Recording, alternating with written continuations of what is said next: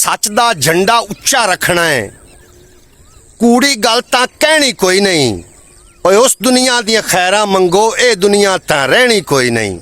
अस्सलाम वालेकुम सज्जनों, बेलियो मित्रों, की हाल चाल है? मैं थोड़ा दोस्त मोहम्मद अली खिजर, तुसी वेखदे पे अपना चैनल पंजाबी वसेब। ते अज फिर 2-4 दिनों तो बाद एक नवे व्लॉग दे नाल तुहाडी खिदमत विच हाज़िर हां। गल्लां बातां रस्मां दियां रिवाजां दियां, डिठे अनडिठे ख्वाबां दियां, कोई प्यार दियां, कोई प्रीतां दियां, कोई हड्ड बीतियां, कोई जग बीतियां, कोई तेरियां गल्लां, कोई मेरियां गल्लां, ये जनाब तुहाडे नाल शेयर करनियां ने। तो वीडियो नूं एंड तक वेख लवे है। तो इस तो इलावा भी अपना एक चैनल है ख्याल TV के नाम तो जनाब, यह जरा उत्ते तुहानूं नाम नज़र आ रहा है। तो ख्याल TV नूं भी जनाब एक बार विजिट करो, मोनेटाइज चैनल है और अर्निंग बड़ी घट हो रही है। तो गुजारिश है कि उन्होंने भी जनाब जाके एक बार जरूर विजिट कर लवे। अच्छा जी नाज़रीन, गल कोई इस तरीके दी है कि तुसी चंद दिन पहले सोशल मीडिया ते सुन रहे है कि यूनीसेफ एक पाकिस्तान के कराची के अंदर एक ना ह्यूमन मिल्क पैक, मतलब कि औरतों के दुध नूं सेफ कराने का एक इत्थे कंपनी बन रही भी औरतों का दुध सेफ हो सी। तो फिर वो अगां डब्बियां विच पैक हो के अगर लोगों तक पहुँचती और लोगों के जोड़े बच्चे ने, जोड़े नौज़ायदा बच्चे ने, मतलब जिन्हों के माँ बाप, जिन्हों की माँ मर जाती तो उन्होंने दुध नसीब नहीं होंदा, वो भी माँ का दुध पी सकन। ये जनाब इन्हों का एजेंडा है, अंग्रेज़ का एजेंडा है।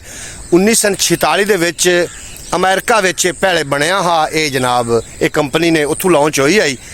तो वो तो अंग्रेज़ हैं, वो तो यो कर सकते हैं। उन्होंने तो जी कुखा ने वो भी किराए पर लैके, मतलब एक जोड़ा है तो बच्चा पैदा नहीं करना चाह रहा, अमीर है, वो किसी गरीब औरत नूं डॉलर दे के अपने सिपरम उनकी कुख च रखवा के तो उत्थों बच्चा पैदा करने का भी एक कानून उन्होंने विच है। ये सब क्या देखना पड़ रहा है? अच्छा है मैं अंधा हूँ।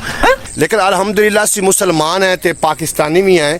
सानू नबी करीम सल्लल्लाहु अलैहि वसल्लम ने पहले ही ये तरीका दस दिता कि अगर किसी की माँ ना होवे, माँ मर जावे, तो बच्चे नूं जनाब रज़ाई माँ के दुध ते पालिया जा सकता है। इस वास्ते पाकिस्तान इस बैंक की तो जरूरत ही कोई नहीं आई भी औरतों का दुध इकट्ठा किया जाए। लेकिन कराची के अंदर लॉन्च हो चुका है। हुण सवाल ये पैदा होता है कि जोड़े बच्चे हिक्के माँ का दुध पी ले सन, 2 बच्चे, वो तो रज़ाई बहन भाई बन गए या भिरा बन गए, ये कल नूं फिर कितनी खराबी पैदा हो सी। इस वास्ते जनाब ये पाकिस्तान के अंदर नहीं होना चाहिए इस तरीके का। इस ते सोशल मीडिया ते किसी बंदे, कोई घट ही बंदे जिन्होंने आवाज़ उठाई है, तो सानू चाहिए जनाब इस ते असी आवाज़ उठाइए ताकि साढ़े जिहड़े आवन वाली नस्ल है वो इस बेगैरती तो महफूज हो सके। अच्छा यार, ये अंग्रेज़ कितना शातिर ते कितना दिया बेगैरत है। ये हर साल सरकार दो आलम की गुस्ताखी करके, कुरान हकीम की गुस्ताखी करके साढ़े ईमान टेस्ट करता है। इन्हें जनाब सानू सोशल मीडिया ते ला के इन्हें साड़ी गैरत का जनाजा काट दिता। हुण तुसीं वेखो इत्थे इस्लामी बरौड हो सी, कोई चंगी गल कर रहे हो सी तो उन्हें वायरल ही नहीं होना। जे कोई आके इत्थे नच्चण लग पौ सी तो उन्होंने पता लग जाता, क्योंकि सारे प्लेटफॉर्म अंग्रेज़ दे हैं ना, उन्हें पता लग जाता कि इहदे उत्ते जनाब जोर दे उन्होंने वायरल करते सन, 4 टके दे सन, वो मजीद उस ते बेगैरती फैलाना शुरू करते सी। हुण जिहड़ा इन्होंने कानून पास, मतलब जी फैक्ट्री बनती पई, जी कंपनी लॉन्च होंदी पई है, ये अंदर कितनी खराबी पैदा होनी। हुण तुहानूं एक सोच तो जा रहे हो सी कि दुध लई सन इतना किदू तो इकट्ठा किवें कर सन। और प्यारे भाईओ, जिस तरीके औरतों के वाल नहीं इत्थे आके ऐलान करते हैं भी 12,000 नूं जनाब किलो या इतने हज़ारां की छिटाकी, फिर वो औरतां वाल कुंज के रखदियां। उन्होंने पता नहीं है कि इन्हां वालां दे नाल हुंदा की है। इन्हां वालां दे नाल काला जादू, कबाला जादू, अयो जो जादूआं च इस्तेमाल होंदे ने वाल औरतां दे, होर इन्हां दी कोई विग नहीं बनती। अगर 12,000 का ये किलो लै रहे हैं तो 12,000 तो सस्ती विग आ जाती, मतलब उन्होंने घाटा आ रहा है। ये जनाब सारे साडे ईमान नूं टेस्ट कराने ते लगे हुए ने। हुण अंग्रेज़ नूं पता चल चुका है, अंग्रेज़ कहंदा कि मैं जिहड़े बच्चों के हकूक उन्होंने महफूज करना चाहना। अगर एडा ही बच्चों का एक खैर खा है तो गज़ा के अंदर तो कितने सारे बच्चे शहीद होए ने, नस्ल कुशी हुई है, उद्दें का ख्याल नहीं गया। ये बच्चों का कोई खैर खा नहीं ने।